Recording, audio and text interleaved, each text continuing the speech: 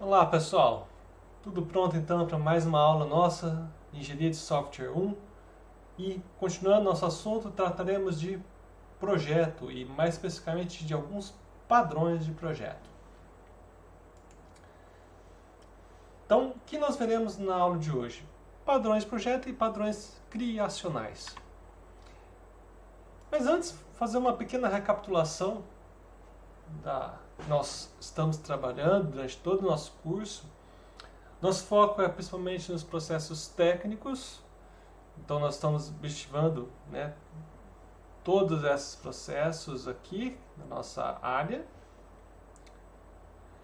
E especificamente hoje, nós trabalharemos mais com os processos de arquitetura e de projeto. Então, na verdade, não hoje, na semana inteira nós estamos trabalhando esse tema. Hoje, especificamente, nosso foco vai ser aqui, em processos de definição, de projeto. E especificamente nesse âmbito nós trataremos de padrões de projeto. Lembrando um pouco sobre o que é um projeto. Então, nosso foco aqui, quando nós falamos em projeto de software, no desenho de uma solução, ou seja, a descrição de elementos desse software, de forma que auxilie-nos no desenvolvimento, na implementação, na compreensão da solução. Também podemos pensar que alguns modelos podem ajudar até a entender o problema, mas nosso foco aqui é tudo aquilo que nos ajuda a entender e desenhar a solução para o nosso software, para aquele problema em questão. Quando nós discutimos arquitetura, a arquitetura também tem elementos comuns com isso, mas ela busca descrever uma abstração mais alta, um nível mais elevado. E a arquitetura de um software geralmente não se altera de forma significativa durante o seu ciclo de vida. Em compensação, o projeto em si, o desenho de um software, embora a gente não deseje que ele seja alterado de forma significativa, ele acaba tendo alterações. Seja por requisitos inseridos, que nós temos que adequar, criar soluções mais adequadas para atender aqueles requisitos, outras demandas que possam surgir. Então, nosso projeto ele acaba sendo sujeito a alterações durante o ciclo de vida do nosso software. Isso é um desafio para nós quando a gente fala em projeto, porque se toda vez que a gente for desenvolver uma solução e tiver de pensar em um desenho novo, isso seria exaustivo. E a gente acabaria recometendo erros de projetos anteriores. Isso é algo que nós devemos evitar em engenharia de software. Então, uma questão central para nós é o que eu posso fazer de forma que eu consiga reutilizar esses desenhos e soluções em outros projetos. Então, nosso objetivo não é criar software do zero, a gente não quer reinventar a roda, a gente quer reutilizar soluções bem concebidas, muito testadas, soluções que funcionam. Isso é comum em várias áreas. Então, vamos pegar aqui um exemplo. Então, à esquerda a gente tem um projeto de software, e então, não exatamente está muito claro, assim, só de observar o projeto já tem várias coisas que estão meio, digamos, misturadas, estão meio sujas, então a gente vê aqui, essas linhas cortando, então a gente vê várias relações, a gente vê na verdade hierarquias aqui, ninguém está utilizando esses elementos que estão aqui. E ao contrário, se a gente olhar aqui na direita, nós temos um projeto muito mais claro, então todos conseguem ver com uma classe centrais que estão relacionadas com as nossas outras classes, com a cardinalidade muito bem definida. Existem heranças, mas elas estão bem localizadas. Então tem um projeto, isso tem uma certa elegância, podemos dizer. Então é isso que nós queremos. Isso aqui é uma percepção um pouco difícil por experiência. A questão é, será que eu tenho receitas de como fazer bons projetos sem precisar apenas da experiência do meu engenheiro de software? Claro que nós temos, e é isso que a gente começa a ver hoje. Quando a gente fala de padrões de projeto, nós estamos tratando em soluções recorrentes para problemas similares de software. Uma analogia que a gente traça é com relação à arquitetura. Então, lá em arquitetura, e arquitetura falando de casas, então as soluções arquitetônicas adotadas há décadas ainda são muito semelhantes que são feitas hoje. E por quê? Porque elas funcionam. A mesma coisa aqui. Então, para um software, para alguns problemas, existem algumas soluções que funcionam muito bem para aquele problema, ou, né, então tem um conjunto de soluções, cada um vai ter um ponto forte ou fraco, e a gente consegue analisar então essas soluções e verificar como a gente escolhe, adota essas soluções no nosso software. Tá? Então agora a gente está buscando reutilizar aquela solução. A gente não vai conseguir reutilizar código nesse ponto, é muito difícil utilizar código com padrões de projeto, mas só o fato de reutilizar soluções já é um grande benefício.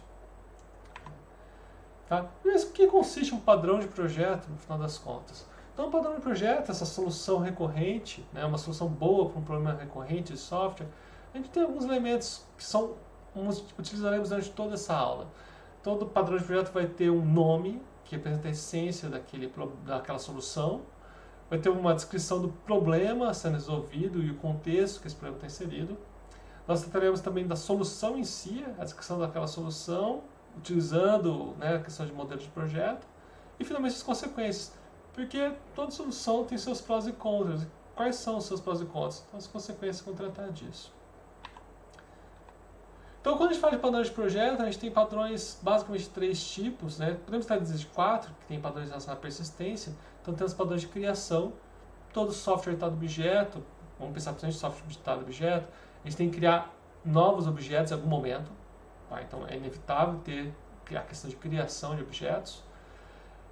Também tem a questão de estrutura, porque não adianta nada ter os objetos soltos, geralmente eles estão organizados de forma a apresentar adequadamente uma solução. Então, os padrões estruturais, eles realmente estabelecem a solução elegante, apresentar a estrutura lógica das classes que são necessárias para resolver um determinado problema. E nós temos também os padrões comportamentais, que mesmo tendo a estrutura, tem os objetos criados, mas eles têm de conversar e tem uma dinâmica. Então, o comportamental estabelece essa dinâmica, quais são soluções recorrentes para problemas que envolvem uma certa distribuição e acesso, responsabilidade entre classes e objetos. Tá? Esses aqui são os padrões definidos pelo Gama, o Helm, Johnson e Slides, né, a Gang of Four, que é comumente conhecido. A gente pode incluir aqui também tem padrões relacionados à persistência, né, como o DAO, né, e assim por diante.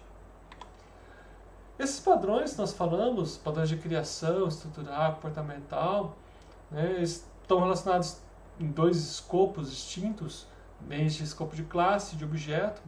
O escopo de classe são aqueles padrões que dependem apenas do relacionamento das classes e subclasses para satisfazer o objetivo daquele padrão. E tem os padrões que, além disso, da questão de relacionamento, das hierarquias, das classes, também verifica as relações entre os objetos. Tá no corpo. Nosso foco hoje vai ser dos padrões de criação. Esses padrões aqui.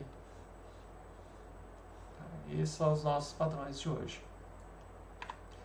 Então, quando eu falo de padrões de criação, né, o objetivo dele é isolar os detalhes da criação de um objeto ou instanciação de uma classe. A gente vai falar de 5 padrões aqui: Abstract Factory, Builder, Factor Method, Prototype, Singleton. O primeiro padrão, né, vamos na ordem alfabética, o Abstract Factory. Né? Qual que é o problema que ele trata? Então, aqui a questão é como que eu crio objetos da mesma família, tá? Objetos que dependem de si sem precisar especificar as classes concretas. Ficou estranho? Vamos colocar um exemplo aqui. Vamos pegar uma aplicação gráfica. Então, lá no Unix, por exemplo, eu tenho vários toolkits gráficos que eu posso utilizar. TK, Motif, PM. E a questão é, todos os toolkits gráficos, por mais diferentes que eles sejam, eles têm alguns elementos comuns. Então, eles vão ter janelas, barras de deslizar, pop-ups e assim por diante. Então a questão é, será que eu tenho como fazer uma aplicação que seria então, né, esse meu cliente aqui, tem que fazer uma aplicação que tenha janelas, tenha scrollbar, tenha os outros elementos gráficos e que eu consiga configurar para utilizar o Motif ou PM ou qualquer outro kit de uma forma fácil? Esse é o meu problema. Né? E aqui é o que o Abstract Factory se propõe a fazer. Então, como que eu resolvo o problema? Como que eu permito a criação de objetos da mesma família? Ou seja, a família aqui são elementos, né, da família lá do toolkit do TK ou do toolkit do Motif. Tá? E todos esses elementos, eles têm uma interface comum, que é o window, que é o scrollbar. Então, tem uma solução elegante para isso? E fala que sim, a gente pode, né? Outros cenários que a gente também tem esse mesmo problema. Quantos jogos que a gente tem que utilizam OpenGL ou Vulkan? Então, será que eu não tenho como ter uma solução que permita fazer a renderização, escolher o OpenGL ou o Vulkan, sem ter que o meu código seguir emaranhado, né, aquela coisa confusa. Aplicações Java, com look and feel, que eu posso mudar a forma com a vista, a aplicação, né, o tema. Então, esses aqui são alguns exemplos. Então, a nossa solução aqui vai ser o quê?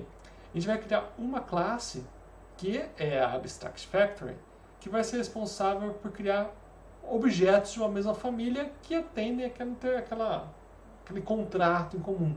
O contrato comum, por exemplo, ali no exemplo anterior, era o toolkit gráfico. As famílias são famílias do PM e a família do Motif. E a classe abstrata, então, ela permite criar os elementos abstratos, genéricos, e para essa classe abstrata, essa factory abstrata, eu tenho fábricas concretas que, considerando uma determinada família, instanciam objetos daquela família. Então, a nossa organização vai ser dessa forma. Então, eu vou ter uma classe abstrata que vai ter os métodos abstratos para construir os objetos compatíveis com aquelas classes abstratas, né, ou interface comum. Né? Então, o exemplo aqui que eu coloquei, dando um pouco de escopo, né, então tem uma fábrica de veículos. Né? Isso aqui é uma fábrica abstrata. Né? Ela pode gerar carros e SUVs. Veja, mas eu tenho fábrica, tem a Fiat, tem a Volkswagen, tem várias fábricas diferentes. Então, cada uma dessas fábricas diferentes seria, então, uma fábrica, uma classe que herda da fábrica abstrata de veículos e definiria, né, definiria métodos concretos para gerar um carro e gerar um SUV. Eles retornam carros e SUVs, mas que carros e SUVs? Então, lá na família da Volkswagen, então, como SUV, o carro provavelmente vai ter uma classe chamada Tucson, que herda de SUV. E é isso que vai ser retornado no getSUV daquela classe concreta Volkswagen. Mas veja que em nenhum momento eu precisei me preocupar se é um Tucson ou se é um outro carro. Isso vem automaticamente, de forma transparente para mim, para eu utilizar o utilitário, o usuário daquela classe abstrata, daquela fábrica abstrata. Então é assim que ela forma. Bom, quais são as consequências de utilizar uma fábrica abstrata? Uma coisa super interessante, quando eu utilizo uma fábrica abstrata, a fábrica abstrata conhece apenas aquelas classes abstratas, as interfaces. Ela é super genérica, ela não conhece nada de concreto, ela só conhece aquelas classes. Por outro lado, a fábrica concreta é a única parte da aplicação inteira que vai instanciar os objetos, né, aquelas classes concretas. Então, tem uma separação muito bonita entre o que a coisa depende do toolkit gráfico, depende daquela tecnologia específica, do que a minha aplicação utiliza de uma forma genérica. Então, isso a gente consegue então alterar facilmente qual vai ser a solução concreta a ser utilizada na ferramenta. Claro que existe um ônus disso tudo. Qual que é o ônus? Imagina que eu quero implementar uma nova família. Surgiu um novo toolkit gráfico. Bom, então eu vou ter que implementar todos os elementos. Né? Então eu vou ter que fazer. Então, se eu tinha os elementos genéricos, então eu vou ter que pegar e especializar cada um daqueles elementos para a nossa nova família. Vou ter que também criar uma fábrica concreta nova. Se por acaso não é isso, não é um toolkit novo, mas eu vou ter que criar, tem um elemento novo que eu quero ter. Então eu tenho agora uma caixa modal de diálogo. Então se eu tenho um elemento de UI novo, eu tenho que fazer que todas as implementações, todas as fábricas concretas consigam gerar esse elemento novo. Então eu tenho que alterar todas elas. Então existe um trabalho. Se eu tiver de ampliar os elementos suportados pela Abstract Factory, ou se quiser implementar uma nova família, isso envolve um certo esforço. Né? Mas, a outra situação, dessa separação que ela proporciona, é muito elegante, é muito eficaz. Bom, esse é um padrão. Um outro padrão que nós temos é o Builder. Para que serve o Builder? Qual é o problema que nós estamos interessados aqui no Builder? Bom, será que eu consigo separar a representação de um objeto que eu estou criando, ou a representação de um resultado de um algoritmo, do algoritmo em si? Né? Quantas vezes a gente já fez um programa que gera uma saída complexa, né? E lá no meio do nosso programa a gente coloca os outs com os códigos, né, no braço. E daí imagina que depois o professor gostou muito, né, o nosso usuário gostou, o nosso cliente gostou, e falou assim, olha, será que a gente não pode gerar uma versão HTML da saída? E você tem que pegar e alterar cada um daqueles autos lá para ter o seu novo código. E daí a pessoa fala assim, nossa, dá para fazer de novo TXT? Então, esse tipo de problema é um caso que o Builder pode ajudar. Como eu separo a representação do resultado, essa função da representação do resultado ou a função de um objeto novo, do algoritmo, do processo de criação do objeto. Aqui um exemplo que a gente utiliza também, imagina um programa que processa um documento RTF, né? Esses documentos desses bem antigões, né?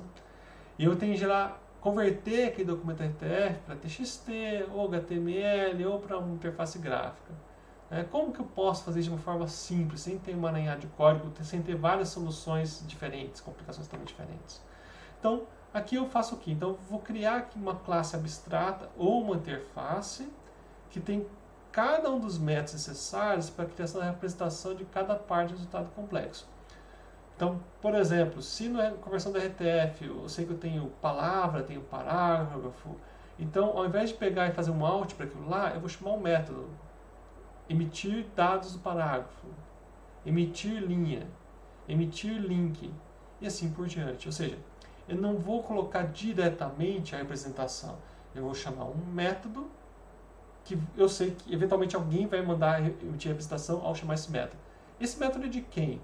Esse método é de uma outra classe, não é da mesma classe que implementa esse algoritmo de construção. Então, eu tenho essa classe abstrata, com essa interface e os métodos que definem cada uma das partes. Eu vou ter de criar agora as classes concretas, que vão implementar essa interface.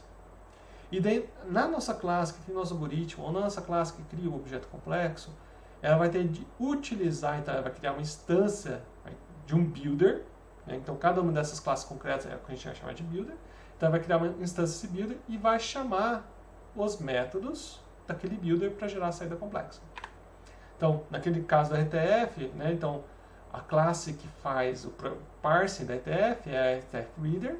Então, eu tenho esse método aqui que vai analisar, vai parte por parte do meu RTF e, de acordo com o que ele encontra, ele vai chamar um método do nosso builder. Meu builder aqui é o abstrato, é o test converter. E ele tem vários métodos. Então, meu algoritmo de construção do objeto ou meu algoritmo de construção da saída do meu algoritmo é dividido nesses vários métodos. E daí, cada uma dos builders, então tem o ask converter, test with converter, cada um deles vai implementar, esses métodos. Tá? Então, se eu quiser gerar uma saída TXT do meu RTF-Reader, eu vou configurar, instanciar um ask converter e designar ele para o builder. E o builder automaticamente aqui ele vai sempre chamar o convert charter desse ask converter. Não, eu não quero gerar um ask no TXT, eu quero gerar um TEC. Ótimo, então eu vou configurar meu builder para um text converter e automaticamente, sem alterar o código do meu método, eu vou gerar o TEC resultante. Então é assim que funciona o builder.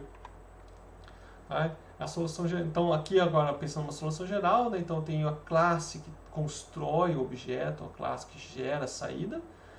Aqui eu tenho o método em si que faz essa lógica toda. Ele sempre vai chamar apenas os build parts do builder. Eu tenho meu builder abstrato, tenho os métodos abstratos builder part e ele tem os vários possíveis builder concretos que implementam aqueles métodos. E esses métodos eventualmente podem gerar o produto. Então aqui o ideal seria até padronizar o getResult para gerar o produto, se esse produto for um objeto principalmente. Consequências, quais são os benefícios e malefícios de usar um builder? Uma vantagem, a independência do algoritmo quanto à prestação dos dados. Então se eu quero construir um objeto e essa construção ela é muito detalhada, exige muitos passos, o padrão Builder ele é interessante porque ele permite fazer essa construção passo a passo de um objeto ou passo a passo de um resultado complexo. Então ele tem uma grande vantagem quanto a isso. Outro padrão de projeto, Factor Method. Outro nome para esse padrão, Virtual Constructor. Esse aqui é um padrão que a questão é como que eu crio um objeto sem saber que classe de fato tem que ser instanciada. Então, vamos pegar um jogo multiplataforma, um jogo de plataforma. Tem Mario Bros, Sonic e afins. Esses jogos, todos, eles têm uma cara muito padrão. Né? Todos vão ter um personagem principal, vão ter os seus inimigos, vão ter tipos de bloco. Né? Mas é óbvio que, embora tenham sempre elementos bem padronizados, cada um desses elementos vai ter alguma característica um pouco diferente. Então no Sonic, né, o personagem, além de ser diferente, ele anda mais rápido, né, do que, por exemplo, do Mario Bros. Tá? Então, como que eu pego e represento, né, algo genérico que eu consiga facilitar a criação de versões, né, de instâncias, de aplicações mais complexas com comportamentos específicos? Tá? Então, a solução para isso é, em vez de eu pegar, né, numa solução habitual, eu faria meu jogo, instanciar diretamente o personagem. Aqui não vou fazer isso. Eu vou pegar, então, aqui esse padrão é muito usado para frameworks, para arcabouços de jogos. Então, eu posso pensar que fiz um framework para jogos de plataforma, então eu tenho uma classe abstrata jogo de plataforma, eu tenho uma classe abstrata personagem. Tá? Todo personagem tem um monte de comportamento padrão, então já implemento isso aqui, são métodos concretos, andar, pular, iniciar. Tá? Provavelmente no jogo de plataforma também vão ter várias coisas que são padrões, mas tem alguns pontos que variam muito. Por exemplo, quando a personagem principal, talvez ela tenha alguma característica específica. Então, ao invés de eu pegar e ter de estender a classe de jogo de plataforma e reimplementar essa classe, todo o software, não, eu faço apenas uma extensão, né, do jogo de plataforma e altero apenas aquele método que está abstrato. Né? Então, qual que é o ponto de alteração que eu preciso fazer para ter um jogo de plataforma? Nesse caso aqui específico, a única coisa que eu preciso fazer é definir ou criar o personagem principal. Então, o meu Sonic, meu jogo novo, ele vai criar esse método, criar personagem principal, e, especificamente, ele vai ter um personagem específico, que é o Ouriço Veloz, né, o nosso Sonic. Ele vai ter algumas peculiaridades. Ele vai ter um comportamento diferente de andar, por exemplo. O resto do comportamento é igual ao do personagem. Tá? E daí, o meu método, né, criar personagem principal, o único corpo dele é o quê? Ele retorna uma nova instância do Ouriço Veloz. Então veja, eu criei um jogo, tem todo um arcabouço de jogos, plataforma, e a única coisa que precisei fazer de novo é sobrescrever esse método, criar personagem principal. Então por isso que a gente chama isso aqui também de Virtual Constructor, né, que de certa forma funciona como um construtor virtual. Então é um método que permite criar uma classe, né, necessária para o meu framework como todo funcionar. Né? O meu framework sempre vai usar o personagem, nem sabe que é o Ouriço Veloz. Tá? O único ponto que sabe que é o Ouriço Veloz é o Sonic. Tá? Então, de forma genérica, né, então nosso padrão de Virtual Constructor, de Factory Method, ele tem um produto, né, que é a nossa interface abstrata, que era o personagem lá. Eu tenho um produto concreto, que é, por exemplo, o Sonic. Eu tenho o criador de objeto, tem um monte de coisa, e também tem o método Factory, que vai ser o método responsável por criar o produto que eu preciso. E eu tenho o criador concreto, que especializa, né, que define esse Factory Method, que cria meu produto concreto. Tá? É isso. Né? E esse Factory Method realmente é bem simples mesmo, ele simplesmente retorna só o produto concreto e acabou. Então, daí tem alguns detalhes de implementação, né? Então, a classe que faz uso do Factory Method, né? Essa classe aqui, o Creator, geralmente é abstrata. Geralmente já vai ter alguma operação que vai fazer uso do produto, né? Que nem estou indicando aqui. Né? Então, essa operação, ela usa o Product, Factory Method. Eu vou ter daí a classe concreta, que vai implementar o Factory Method. Tá? Então, é dessa forma que a gente pode organizar o nosso programa, né, esse padrão de projeto, considerando o Factory Method. Quais são as consequências dessa padrão de projeto? O nosso software como um todo, agora, vai depender da classe abstrata do produto apenas. Tá? Não precisa se preocupar com uma classe concreta. Por outro lado, ele tem um ponto negativo, que ele exige a criação dessa classe que implementa basicamente apenas os métodos do Factory. Tá? Então, ela exige um trabalho. Né? Então, se você não gosta de usar herança, né, criar especializações, né, e aqui é um caso que para cada classe criadora você vai ter de criar uma instância, então talvez, nesse ponto de vista, talvez não seja tão interessante. Mas é uma solução muito utilizada. Praticamente todos os frameworks, de alguma forma, acabam adotando esse padrão de projeto, Factor Method. É bem comum mesmo. Outro padrão de projeto, o Prototype. Até agora, ele sempre pensou em criar instâncias de objetos, new class, né? Isso gera um objeto. Mas será que não tem uma forma mais simples de criar um objeto, sem precisar fazer instanciação? Um outro cenário, imagina que eu tenho que criar vários objetos que são muito semelhantes. Será que você tende a incorrer na criação de uma nova instância dessa forma? Outro cenário, eu tenho sempre que criar objetos que têm um certo conjunto de características muito comum, a variação entre as características são muito pequenas. Será que não tem como usar um objeto como ponto de partida para a criação de outro objeto, ao invés de criar uma instância zerada a partir da classe? Então, o Prototype trata nisso. Então, como criar objetos similares de forma mais simples do que ao invés de instanciados e configurados do zero. Então, instancia uma classe, cria um objeto com o estado inicial mais próximo possível daquilo que é o comum. E daí para frente, ao invés de criar novas instâncias daquela classe, crie cópias, clones daquele objeto e altere aquilo que for necessário. Tá? Como permitir a criação de objetos cuja classe concreta não é conhecida de antemão? Né? Pode acontecer esse cenário. Eu fiz um programa e eu não sei, né? Eu não sei o nome da classe para fazer o new. E ao mesmo tempo, talvez eu tenha alguma factor que tem, na verdade, um register, que tem, na verdade, uma lista, né, todos os objetos, todos os tipos disponíveis. Então, eu posso pegar e fazer uso desse registro e criar cópias do objeto que eu desejo, sem precisar saber exatamente o tipo daquele objeto. Então, a solução como é desenhada de forma geral, né? Então, eu tenho minha classe cliente, né, que tem as operações. Eu tenho meu protótipo, né? E é uma classe, ela vai ter o método clone. E eu tenho os métodos, classes concretas que implementam o método clone. Veja que em várias linguagens de programação esse é padrão. Por exemplo, Java, todo objeto ele tem o método clone. Então todo objeto, na verdade, ele pode ser clonável. Python também tem algo semelhante e assim por diante. E daí, qual vai ser a principal diferença? A diferença é que, além de ter o clone que vai retornar uma cópia do objeto, né? Pode ser uma cópia rasa, pode ser uma cópia profunda, daí depende do que a clonagem for entender que é necessário. Mas o que é importante é que aqui no cliente, na operação, ao invés de ele pegar e fazer a operação direto no objeto que ele recebeu, né? Ele vai primeiro obter o clone do objeto e vai operar só em cima do clone. Essa é a principal diferença, esse que é o pulo do gato. Né? Então você vai operar com a cópia do objeto, tá? Ao invés do objeto diretamente. Só faltou um padrão de projeto para nós ainda, tá? O singleton. Então o singleton é o quinto padrão de projeto nosso.